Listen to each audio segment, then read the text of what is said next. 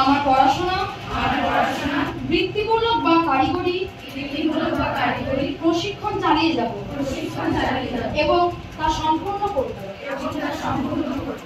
আমার কন্যাশ্রীর সময়সীমা শেষ হলে আমি স্বনির্ভর হতে দৃঢ়ভাবে চেষ্টা করব। আমি কখনো 18 বছরের আগে বিবাহ করব না।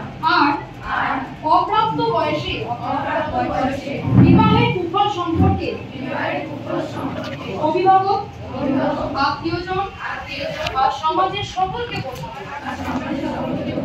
আমি শিক্ষা আর স্বনির্ভর হয়ে ওঠার জন্য কন্যাশ্রী কর্মসূচির প্রয়োজনীয়তা সম্পর্কে সকলকে জানাবো, উৎসাহিত করব।